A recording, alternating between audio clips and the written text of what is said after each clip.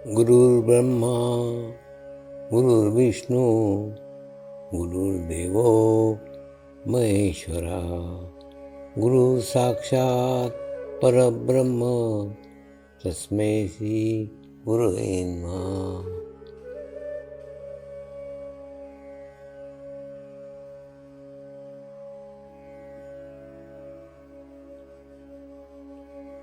ध्यान की उस स्थिति में जाएंगे जहाँ शरीर भाव पूर्णतः समाप्त हो जाता है।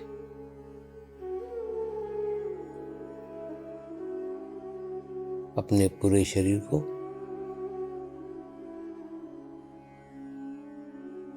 पूर्णतः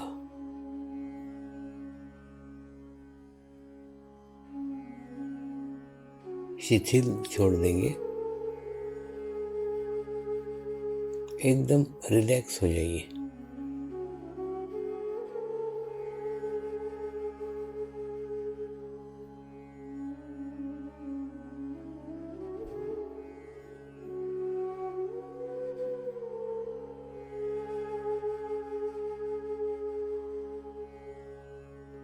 मंत्र का उच्चारण करेंगे।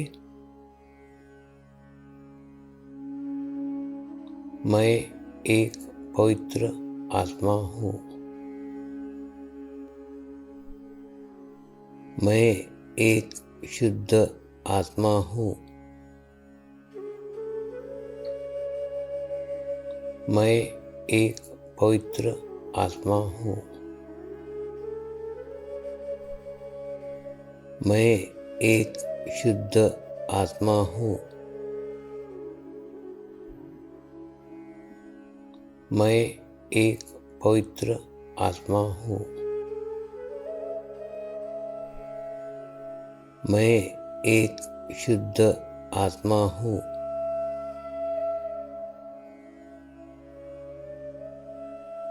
अभी इसी आत्मा भाव को बनाए रखते हुए गुरु मंत्र का उच्चारण करेंगे।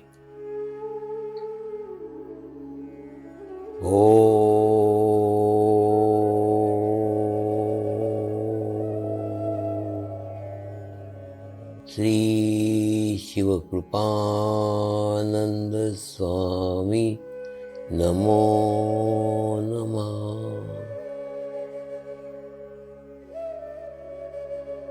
ओम श्री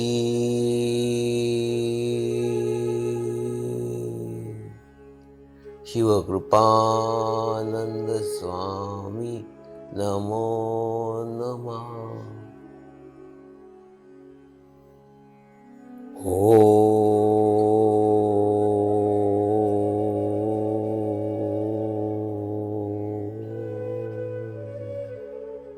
श्री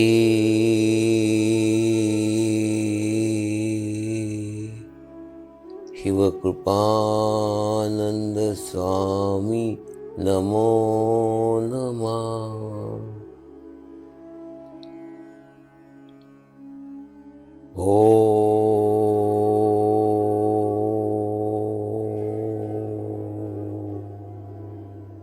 श्री शिव कृपानंद स्वामी नमो नमः।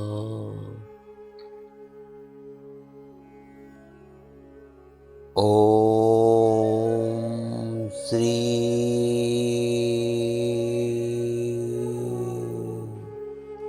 शिव कृपानंद स्वामी नमो नमः।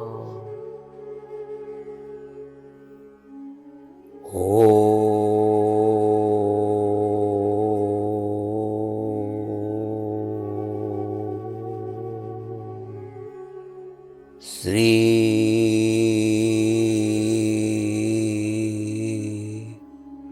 शिव कृपानंद स्वामी नमो नमः।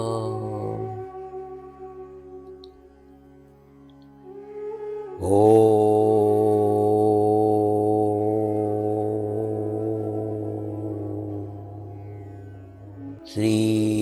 शिवकृपानंद स्वामी नमो नमः।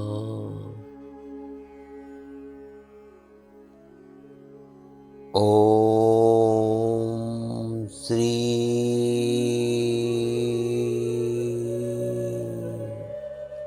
शिवकृपानंद स्वामी नमो नमः।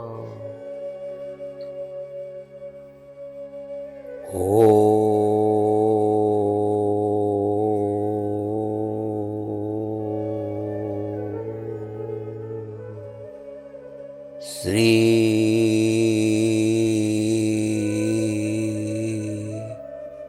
शिवकृपानंद स्वामी नमो नमः।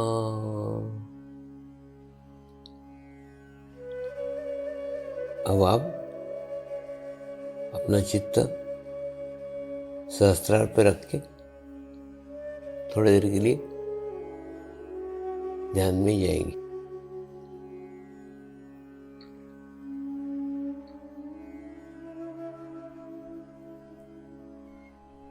एक बार गौतम बुद्ध एक पीपल के वृक्ष के नीचे बैठे हुए थे। उनके पास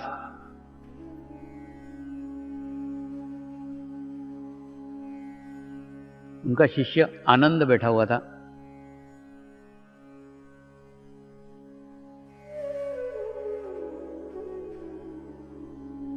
तो एक व्यक्ति सुबह उनको मिलने के लिए आया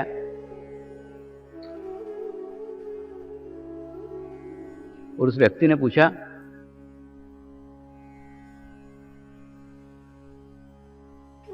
क्या ईश्वर है?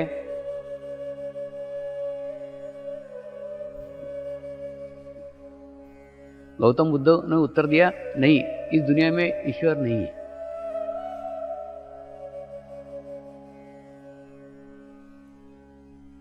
दोपहर को फिर दूसरा व्यक्ति आया,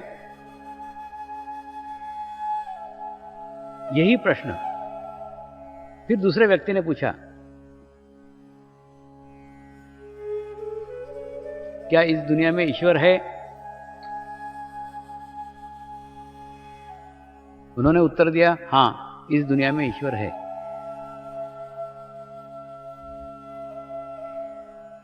शाम के समय फिर तीसरा व्यक्ति आया। तीसरे व्यक्ति ने भी फिर यही प्रश्न पूछा, इस दुनिया में ईश्वर है?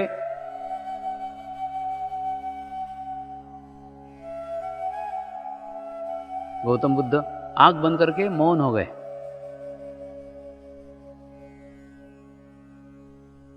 तीसरे मनुष्य ने उनको नमस्कार किया, धन्यवाद दिया, वो चला गया। ये सारा नाटक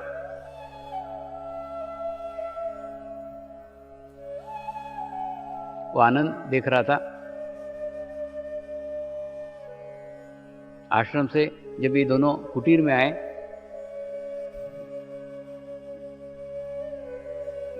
तो आनंद के मन में जिज्ञासा हुई। कभी कहते हैं ईश्वर नहीं है, कभी कहते हैं ईश्वर है, कभी कोई बोलते ही नहीं है।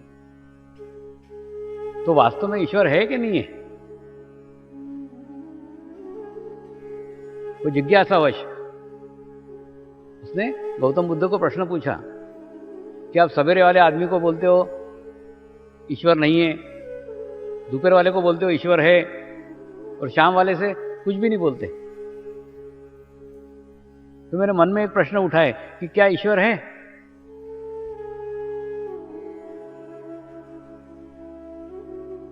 गौतम बुद्ध ने उत्तर दिया,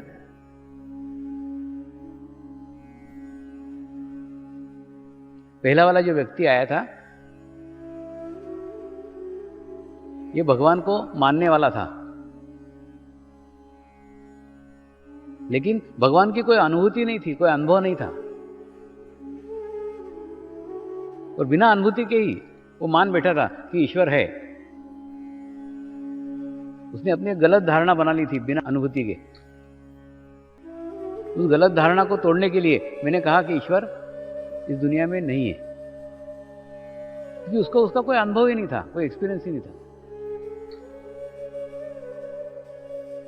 और दूसरा जो व्यक्ति आया था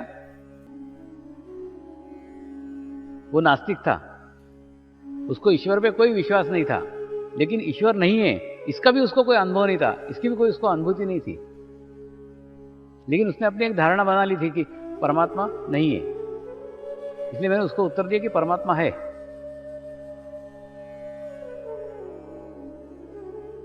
और तीसरा जो व्यक्ति आया था ये जिज्ञासु था, ना आस्तिक था ना नास्तिक था। वो सचमुच जानना चाहता था कि वास्तव में क्या ईश्वर है। तो उसको मैंने आंख बंद करके संकेत दिया है, लेकिन भीतर है, अंदर है। ये मैसेज उसको मिल गया, वो समझ गया और मुझे धन्यवाद देके गया, मुझे नमस्कार करके गया।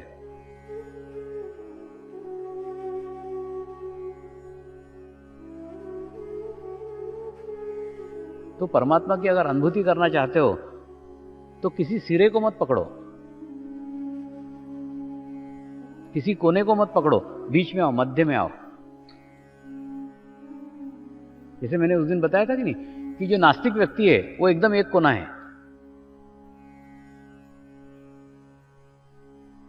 एक कट्टर व्यक्ति है वो दूसरा कोना है, और परमेश्वर मध्य में, बीच में। आध्यात्म का ही नहीं, जीवन का ही एक एकदम गाढ़ बांध लो आज, कि जीवन में कहीं पे भी कोना पकड़ करके मत बैठो। ऐसा ही होना चाहिए, कोना पकड़ लिया।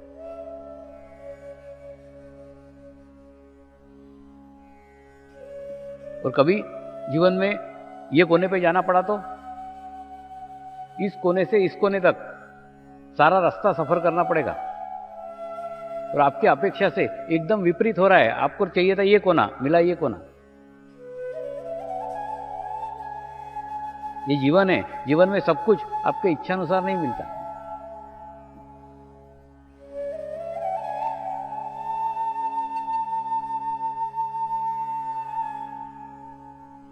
तो समझ लो आपने ये कोना पकड़ लिया और कभी इस कोने में आना पड़ा तो आप बोले ऐसा ही होना चाहिए, और ऐसा नहीं हुआ, अपोजिट हुआ, तो फिर उस कोने से इस कोने तक की यात्रा करनी पड़ेगी।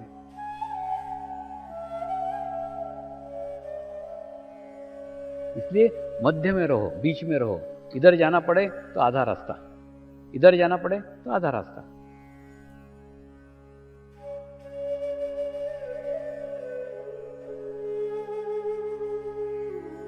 जो कुछ जीवन में मिले उसको स्वीकार कर लो, शिकायत मत करो। शिकायत करोगे अतृप्ति आएगी, अतृप्ति आएगी, असमाधान आएगा। इसलिए मध्य में रहो, बीच में रहो।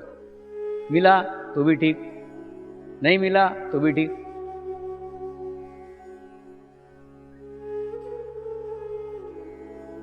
अगर हम हमारे जीवन में मध्य में रहते हैं, बीच में रहते हैं, तो एक सुखी इंसान बन सकते हैं, एक समाधानी इंसान बन सकते हैं। और समाधान अध्यात्म की पहली सीढ़ी है।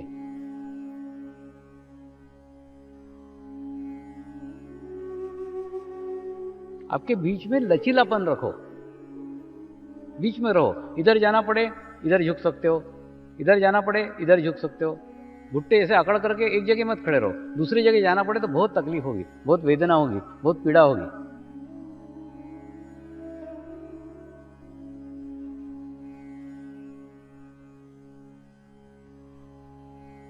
कई दुख, कई परेशानियां, कई तनाव हमारे जीवन में सिर्फ इसलिए आया है क्योंकि हम कोना पकड़ करके बैठे हुए हैं। ऐसा ही होना चाहिए, वो नहीं हो रहा है। इसलिए आग बबूला हो रहे हैं, असंतुलित हो रहे हैं, इनबैलेंस हो रहे हैं, बीपी बढ़ रहा है।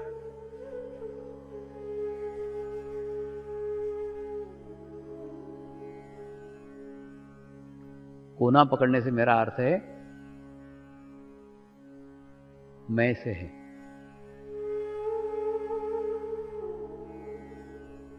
ऐसा ही होना चाहिए। किसको लग रहा है? मैं, अपने अंदर के अहंकार को।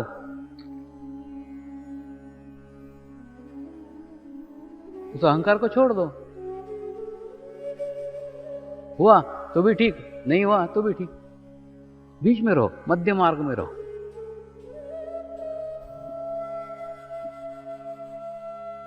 और आज का युग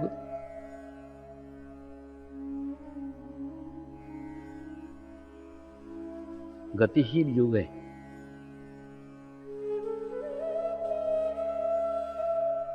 इतनी गति है, इतनी स्पीड है।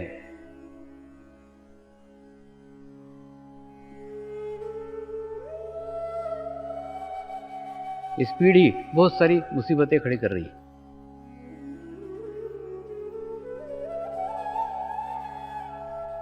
स्पीड के साथ साथ नियंत्रण अत्यंत आवश्यक है। आप कल्पना करो कि आप 20 के स्पीड से कार चला रहे हैं, तो एक्सीडेंट होगा तो छोटा होगा। लेकिन अगर आप 100 के स्पीड में कार चलाएंगे तो क्या होगा? एक्सीडेंट होगा तो बड़ा होगा। जितनी जीवन में गति बढ़ती जाएगी उतना साथ में नियंत्रण आवश्यक है।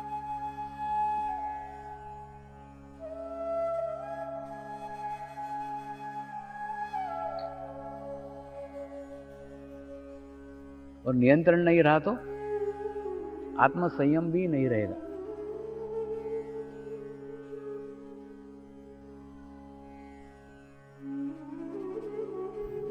आज की गति से एक असंतुलन समाज में निर्माण हो गया है, एक इनबैलेंसिंग निर्माण हो गई है। और ये खराब स्थिति आज के युवा पीढ़ी को ही देखना पड़ रही है। हमारे समय में इतनी गति भी नहीं थी और इतने नियंत्रण की भी आवश्यकता नहीं थी, इतनी सुख सुविधाएं भी नहीं थी और इतने तनाव भी नहीं थे, इतने टेंशन भी नहीं थे।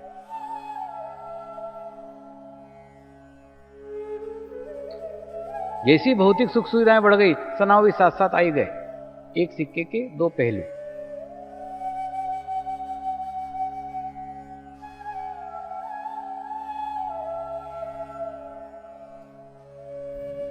आजकल छोटे बच्चे से तनाव शुरू हो जाता है, टेंशन शुरू हो जाता है।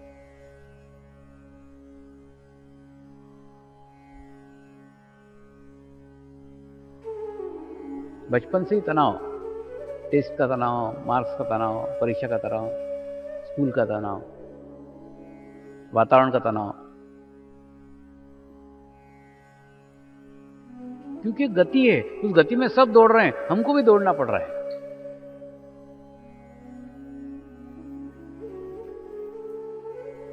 और इस समाज में रहना है तो दौड़ना पड़ेगा ही।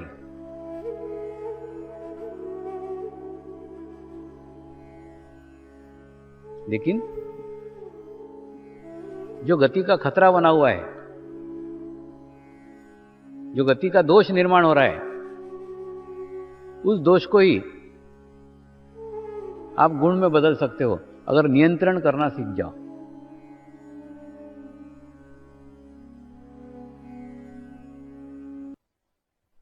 जितनी गति बढ़ा रहो, गति के साथ में नियंत्रण भी उतना ही बढ़ाओ।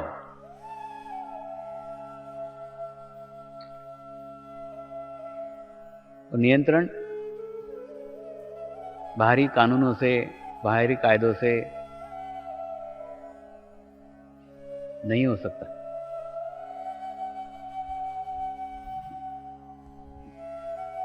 आपको आप पे ऊपर ही नियंत्रण रखना पड़ेगा।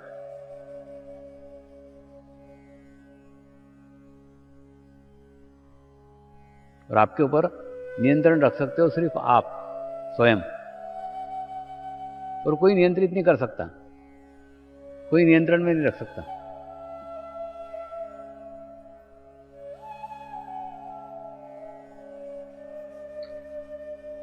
और अपने आप पे नियंत्रण करने के लिए, अपने आप पे नियंत्रण को केंद्रित करने के लिए सशक्त चित्त की आवश्यकता है। और आज युवा पीढ़ी के चित्त के ऊपर इतने हमले हो रहे हैं कि चित्त संभाल करके रखना, चित्त शुद्ध रखना, चित्त सशक्त रखना कठिन पे कठिन होता चला जा रहा है।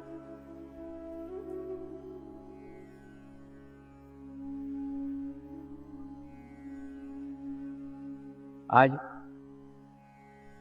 चित्त नियंत्रण की बहुत आवश्यकता है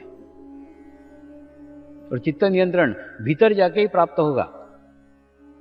बाहर आप कितनी भी खोज कर लो, कितने भी प्रयास कर लो, कितने भी प्रयत्न कर लो, सब बाहर के होंगे।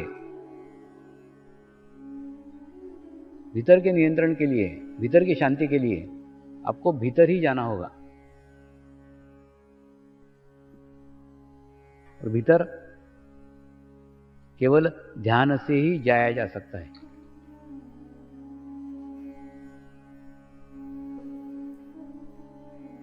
आज के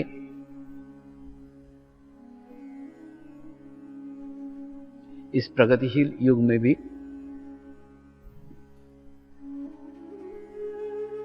ध्यान की क्या आवश्यकता है,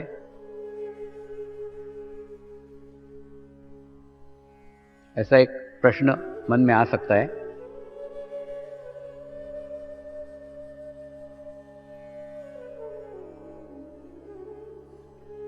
ध्यान की इसलिए आवश्यकता है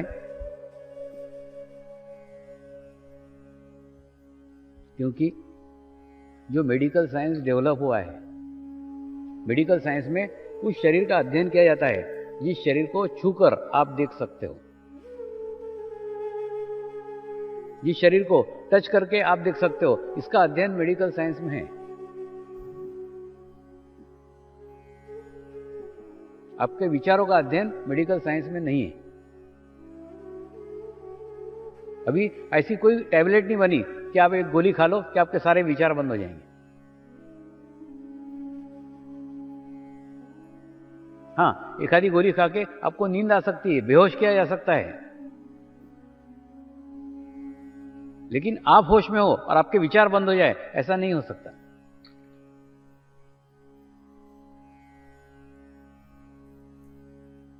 इसलिए जब तक विचार बंद न होने वाली कोई गोली नहीं बनती, तब तक ध्यान ही एकमात्र मार्ग है अपने विचारों पे नियंत्रण करने का।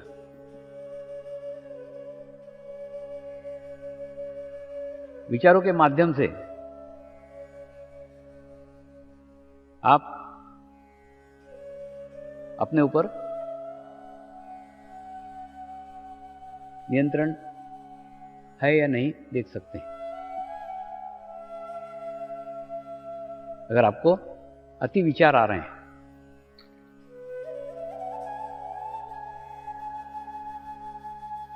समझ लीजिए आपका नियंत्रण अपने ऊपर से समाप्त हो गया। एक व्यक्ति अपने ऊपर नियंत्रण नहीं कर सकता, इसीलिए उसको सामूहिकता में जाना पड़ेगा, कलेक्टिविटी में जाना पड़ेगा, समूह में जाना पड़ेगा, उन लोगों के समूह में जाना पड़ेगा जो अपने विचारों के ऊपर नियंत्रित कर रहे हैं। उनके सानिध्य में जैसे आप जाके बैठोगे, उनकी सामूहिकता में जाके बैठोगे, आपको अच्छा लगेगा, आपको प्रसन्नता लगेगी, आपके विचार बंद हो जाएंगे।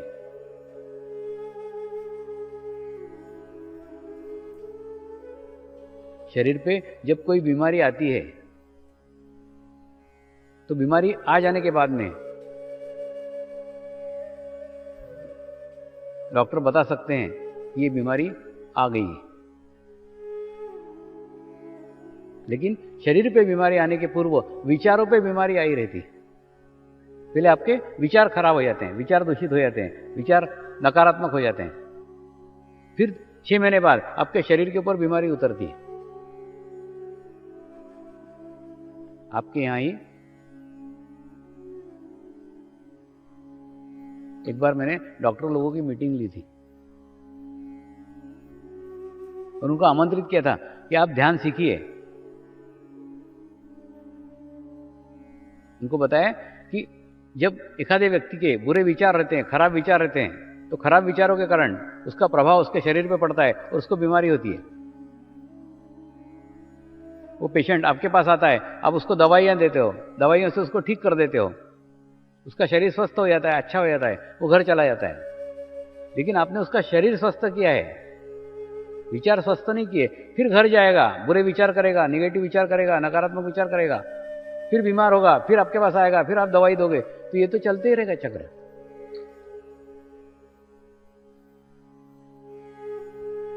आप अगर चाहते हो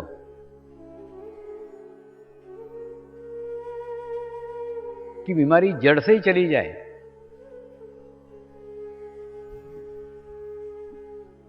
तो जिस दूषित विचारों से, जिन गलत विचारों से, जिस नकारात्मक विचारों से बीमारी उत्पन्न हुई है, उन विचारों को ही समाप्त कर दो। उस पेशेंट को ध्यान सिखा दो, वो जैसे ही ध्यान करना सीख जाएगा, उसके विचार समाप्त हो जाएंगे। विचार समाप्त हो जाएंगे तो बीमारी भी नहीं होगी, और बीमारी नहीं होगी तो दवाइयों की भी जरूरत नहीं है।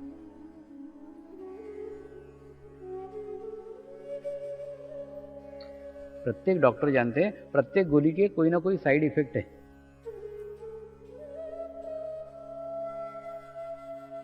इसलिए आजकल विदेशों में वैकल्पिक चिकित्सा पद्धति डेवलप हो रही है, यानी दवाई न देते हुए मेडिटेशन से, हीलिंग से, प्राकृतिक चिकित्सा से अगर बीमारियां ठीक हो तो ज़्यादा उसको प्राधान्य दे रहे हैं।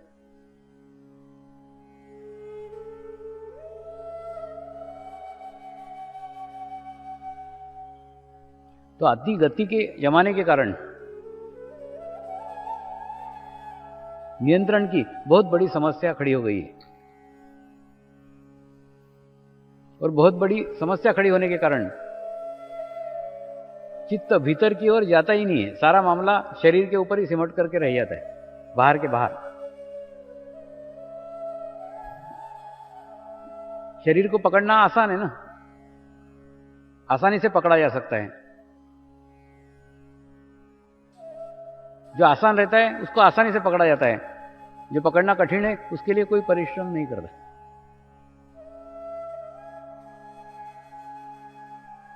कई बार मैं देखता हूं छोटे छोटे नन्हे नन्हे बच्चे,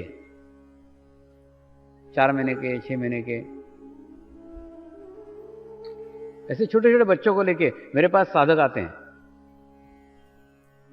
और वो बच्चे को उल्टा करके, लो पैर पड़ो करके मेरे पैर के ऊपर उसको ठोकते।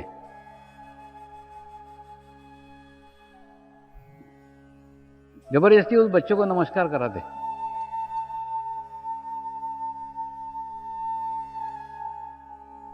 उनको कई बार समझाता हूं, बच्चों के साथ जबरदस्ती मत करो। अगर हम बचपन से ही नमस्कार मतलब ऐसा उनको सिखाएंगे तो बड़े होके वो नमस्कार ऐसे ही करेंगे। अपने सर को झुकाना, किसी के सामने पटकना, यानी नमस्कार।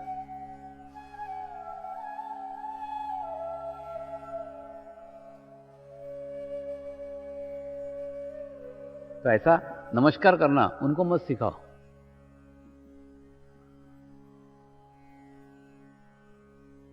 नमस्कार एक बहुत बड़ी प्रक्रिया है, एक बहुत बड़ा संस्कार है।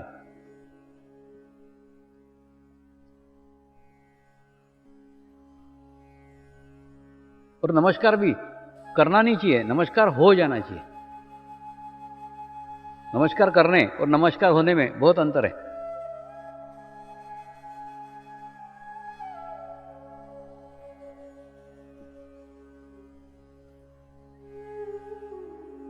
जब आत्मा का आत्मा के साथ संबंध स्थापित हो जाता है, जब आत्मा गुरु के आत्मा के साथ जुड़ जाती है, एक रूप हो जाती है,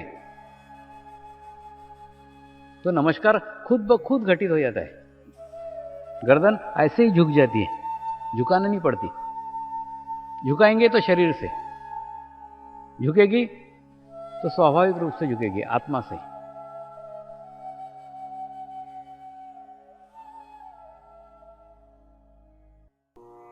प्रार्थना करेंगे।